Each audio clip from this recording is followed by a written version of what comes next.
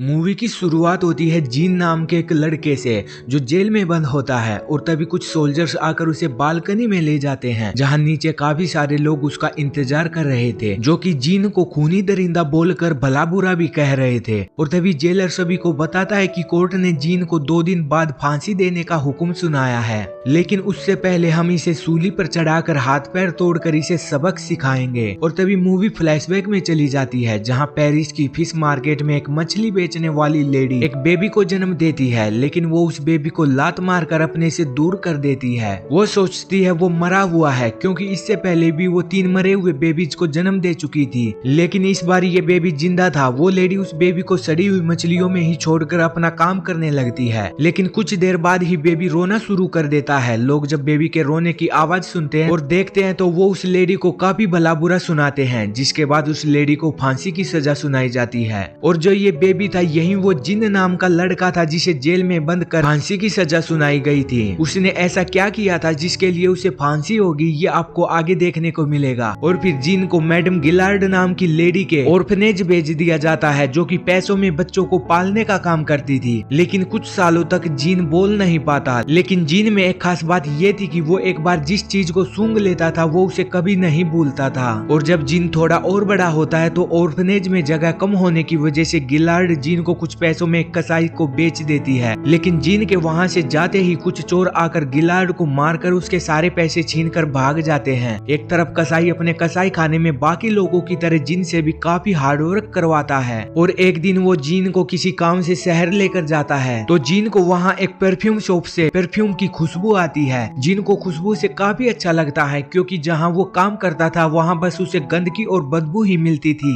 लेकिन इसके अलावा जीन को एक और खुशबू का एहसास होता है जो कि एक फल बेचने वाली लड़की से आ रही थी। जीन भागकर उसके पास जाता है तो वो लड़की समझती है कि वो भूखा है, वो उसे कुछ फल देने लगती है तो जीन उसका हाथ पकड़ लेता है। ये देखकर वो लड़की वहाँ से भाग जाती है, लेकिन कुछ ही देर में जीन अपनी सूंघने की शक्ति से उस लड़की को ढूंढकर उसके पीछे जाकर बैठ जाता है। वो लड़की जीन को फिर से अपने पास देखकर डर के मारे चिल्लाने लगती है, लेकिन तभी जीन उसका मुंह दबा देता है ताकि वहाँ कोई भी पंगा न हो पाए। पर कुछ देर बाद जीन देखता है कि सांस न ले पाने की वजह से वो लड़की मर चुकी है, साथ ही वो खुशबू उसकी बॉडी से आ रही थी वो भी आना बंद हो चुकी थी। और फिर जीन एक दिन एक परफ्यूम बिजनेसमैन के पास सामान डिलीवर करने जाता है जो शहर में परफ्यूम का काफी बड़ा बिजनेसमैन था, लेकिन कुछ टाइम से बाल्दिनी का बिजनेस कुछ ज्यादा नहीं चल रहा था। यहाँ जीन बाल्दिनी की बॉडी की स्मेल सूंघकर उसे बोलता है कि वो उसके लिए बिल्कुल वैसा ही परफ्यूम बना सकता है। ये सुनकर बाल्दिनी को जीन की बात मजाक लगती है, लेकिन कुछ देर में ही जीन परफ्यूम बनाकर दिखा देता है जिसे सूंघकर बाल्दिनी सोच में पड़ जाता है। वो जल्दी से जाकर कसाई से जीन को खरीद लेता है। इसके बाद बाल्दिनी जीन के साथ काम करके फिर से मार्केट में छा जाता है और फिर वो जीन को अपना फार्मूला बताने लगता है कि वो किस तरह से परफ्यूम बनाता है। बाल्दिनी बताता है कि हर परफ्यूम के 3 सेट्स होते हैं और उन 3 सेट्स की 12 खुशबुएं, लेकिन अगर कोई 13वीं खुशबू बना ले तो वो फरिश्ता होगा। ये सुनकर जीन बाल्दिनी को वो 13वीं बोतल बनाने का वादा करता है। इसके बाद बाल्दिनी जीन को सिखाने के लिए 10,000 फ्लावर्स मंगवा कर सिखाने लगता है, लेकिन कुछ दिन बाद जब जीन नहीं बना पाता तो वो रोते हुए बाल्दिनी को बोलता है उसका फार्मूला बेकार है, वो किसी काम का नहीं है। इसी के साथ जीन बीमार भी पड़ जाता है। ये देखने के बाद बाल्दिनी जीन को गराज भेजने का डिसाइड करता है ताकि वहां जाकर वो परफ्यूम की अच्छी तरह से ट्रेनिंग लेने के साथ जानवरों की खाल से खुशबू निकालना भी सीख सके। इसके बाद जीन गराज के लिए निकल जाता है, लेकिन जीन के जाते ही बाल्दिनी का घर गिरने से उसकी मौत हो जाती है। और जब जीन जंगल से गराज जा रहा होता है तो उसे रास्ते में फिर से वैसी ही खुशबू का एहसास होता है जो उसे फलों वाली लड़की से आ रही थी।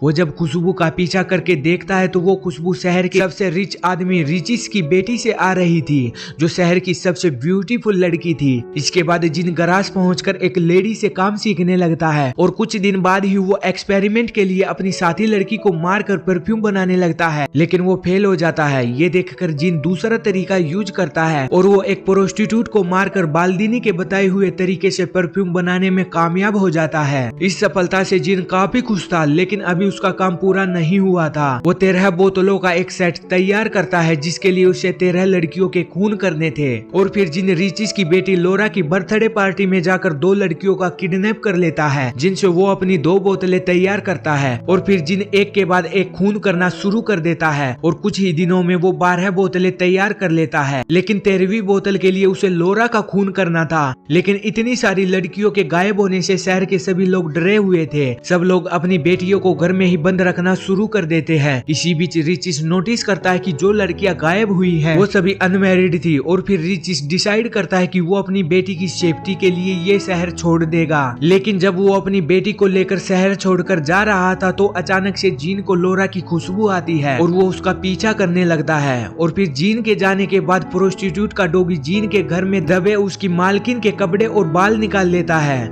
और जब इसके बारे में लोगों को पता चलता है तो वो पुलिस को बुलाकर इन्वेस्टिगेशन करने से बाकी लड़कियों के एविडेंस भी मिल जाते हैं। एक तरफ रिचिस बीच रास्ते रात को एक होटल में रुक जाता है जहां वो अपनी बेटी का रूम लॉक करके उसकी चाबी अपने रूम में रख लेता है। लेकिन जीन वहां पहुंचकर वो चाबी चुरा लेता है और जब अगली सुबह रिचिस अपनी बेटी के रूम में जाता है तो वो उसे मरा हुआ पाता है और रोने लग जाता है। लोरा का खून करके जीन ने 13वीं बोतल भी बना ली थी लेकिन पुलिस उसे ढूंढकर अरेस्ट कर लेती है। इसके बाद अब जीन को फांसी देने वाला दिन दिखाया जाता है। लेकिन जब सोल्जर्स जीन को ले जाने लगते हैं तो वो अपने 13 बोतल से बना हुआ एक बोतल जिसका ढक्कन वो खोल देता है जिससे सभी सोल्जर्स हिप्नोटाइज हो जाते हैं। इसके बाद जीन सभी लोगों के सामने जो उसकी मौत देखने आए थे उनके बीच राजकुमार की तरह पहुंचता है और वो वहां एक रूमाल पर परफ्यूम लगाकर उनके बीच फेंक देता है। इससे वहां मौजूद सभी बच्चे बूढ़े और जवान सभी हिप्नोटाइज होकर एक दूसरे से प्यार करने लगते हैं। इसी बीच जीन वहां से निकलकर अपनी फिश मार्केट जाता है जहां उसे अपनी गलती का एहसास होता है और तभी वो परफ्यूम की पूरी बोतल अपने ऊपर गिरा लेता है जिससे वहां मौजूद सभी लोग हिप्नोटाइज होकर जीन को नोचकर खा जाते हैं। इस तरह इस मूवी का एंड हो जाता है। गाइस, अब वीडियो को लाइक करके फिल्मी टीवी चैनल को सब्सक्राइब कर लेना। मिलेंगे जल्दी ही अगली वीडियो में, तब तक अपना ख्याल रखना। Bye bye.